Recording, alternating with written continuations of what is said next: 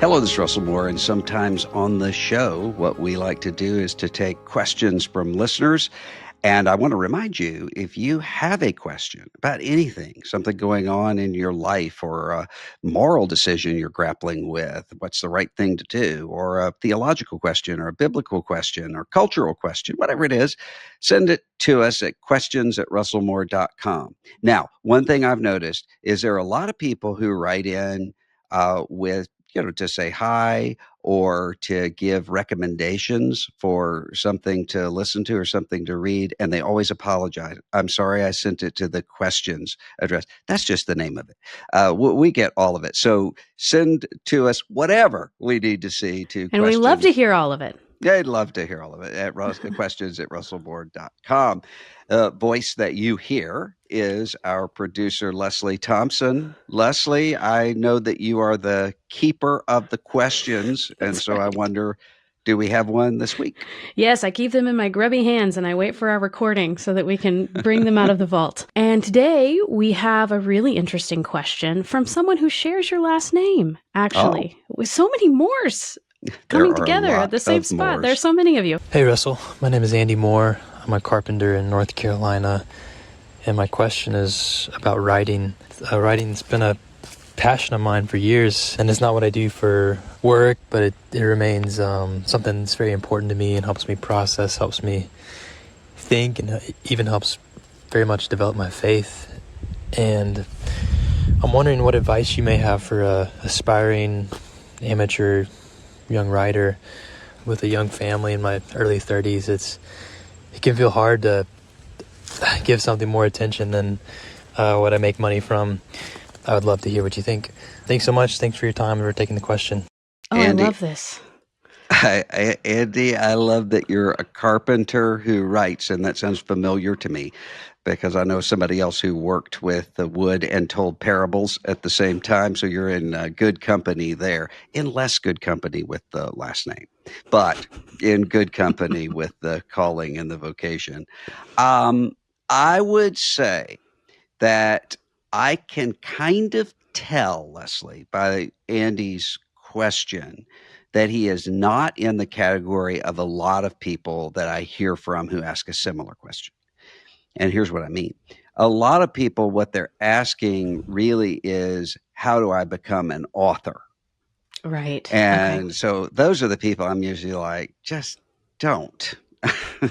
I mean, unless you're kind of Stephen King or something like that, you're not going to make a lot of money at it. So if you're in it for graft, you should repent, number one. But number two, it's just not going to do it. But also, if you're in it in order to communicate what you're thinking, but it's not really about the writing, don't do it. The reason I say Andy does not fit into that category is because he's talking about processing and thinking and how the writing helps his faith.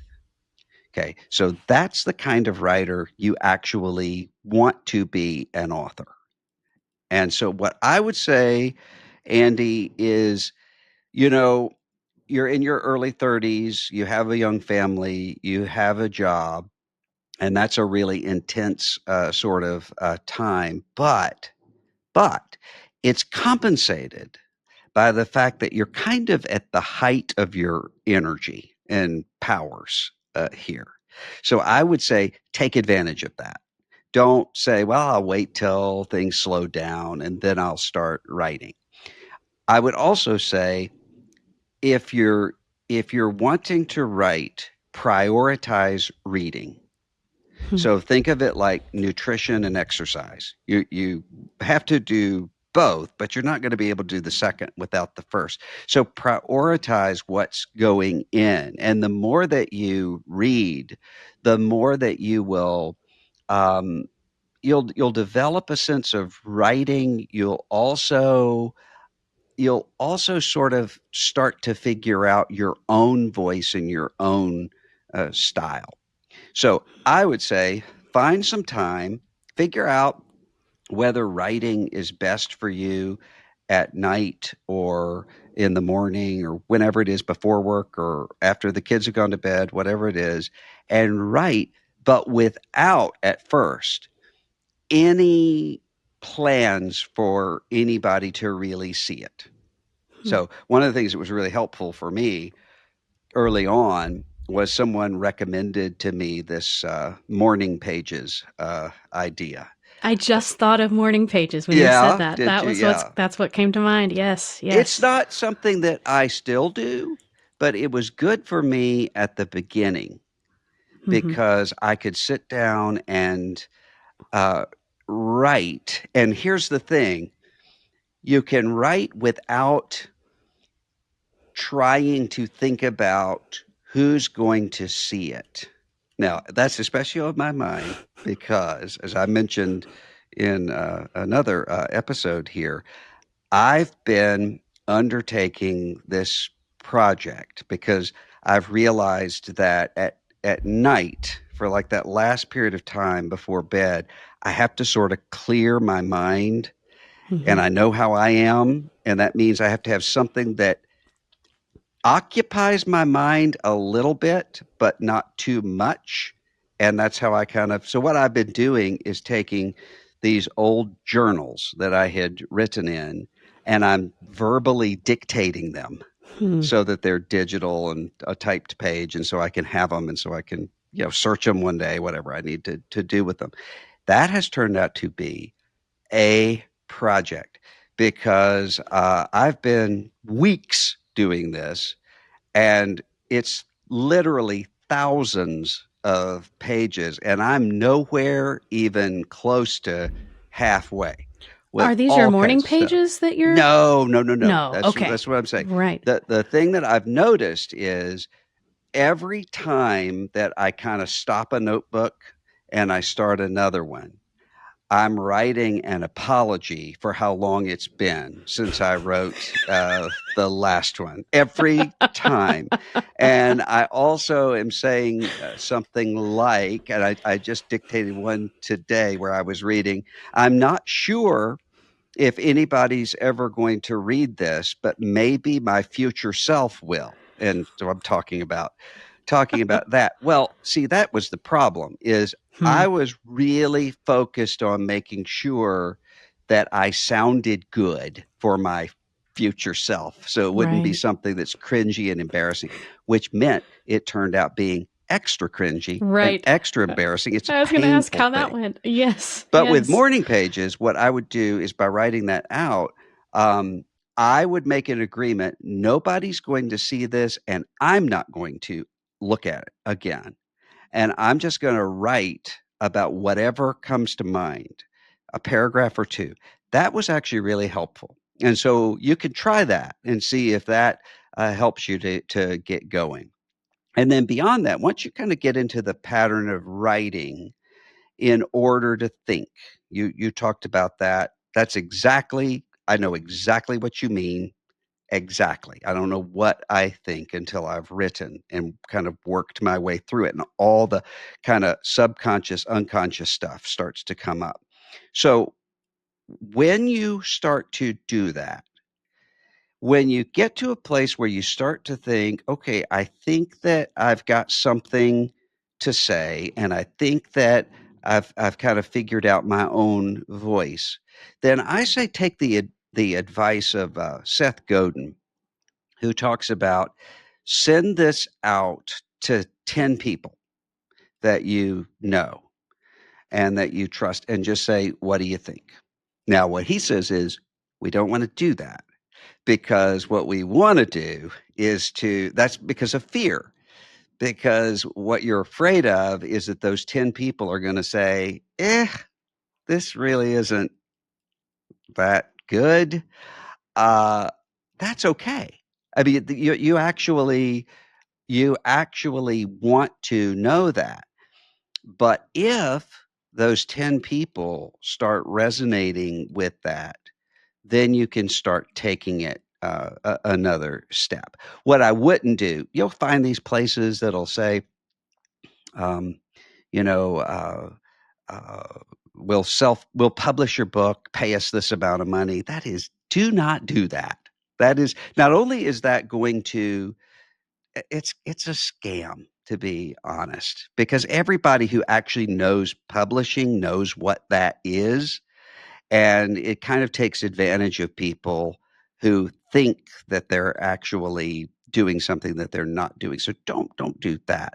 But as you go, you start to build an audience. I would say this.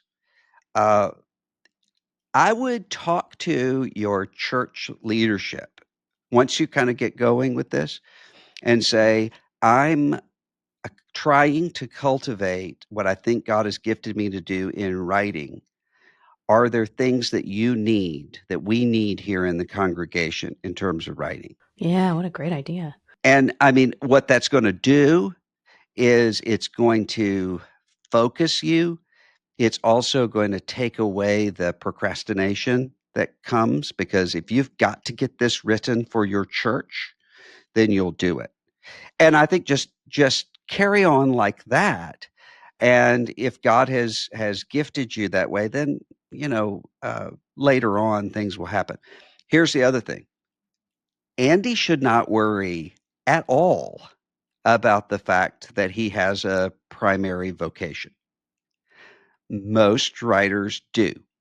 And what he probably is thinking, yeah, but most writers are, writing professors or something like that, not carpenters. Not true. Not true. And you're going to find there are all kinds of people that you read who have a lot of interesting things to say, coming out of their daily occupations. I just finished reading something by a shepherd, and I'm not talking about a book of the Bible, because there are some of those by shepherds, but a book by a shepherd in his day job. He actually has a really interesting perspective on life that he would not have if he were doing something else. So don't worry about that. William Faulkner was working in a post office. Everybody has been carrying out their jobs while they're writing. Just go for it and just write. I also wonder if I could follow up on that. The piece about being a young parent. Was there Mhm. anything that you found timing wise, other than the morning pages, just a couple paragraphs here or there of train of thought, stream of consciousness? But what about that family piece in particular, and being a good parent while pursuing that? Well, I think you're going to find, if you actually organize it, there's a lot of time that you're sort of not spending in either work or being a dad. You just got to organize that. If you don't, it just sort of goes out into the ether. So you're always going to choose what you're doing with your time. I mean, when I was in my 30s, I was writing a ton, preaching a ton, speaking a ton, and I was chief academic officer at a seminary and a preaching pastor at a church. And we had 5 kids, 5 boys. So I can only think it's the energy of the one's 30s that could allow that to all of that to happen at one time.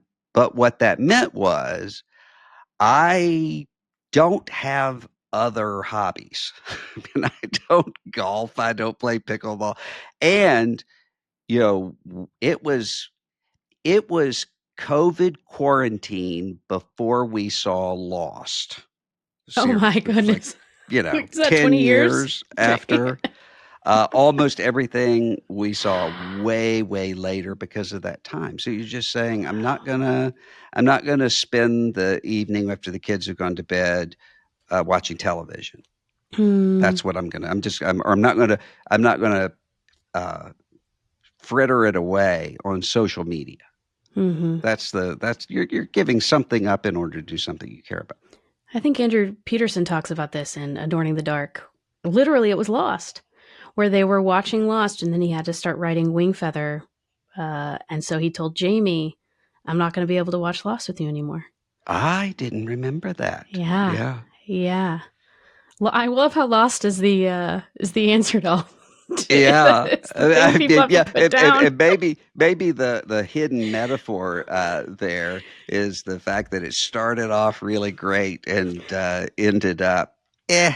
So you don't want to Mm, do that. So that's just right. keep at That's it. right. All right, that was a great question, Andy. I look forward to reading what you write. And so if you have a question, listener, send it to us at questions@russellmoore.com. It could be about anything that you're grappling with, a question of something you read in the Bible, something that you're going through at your church or in your family or in a relationship or something that's happening in the culture, whatever it is, just send it to us at questions@russellmoore.com and I'll do my best to answer it. And we'll be right here next time.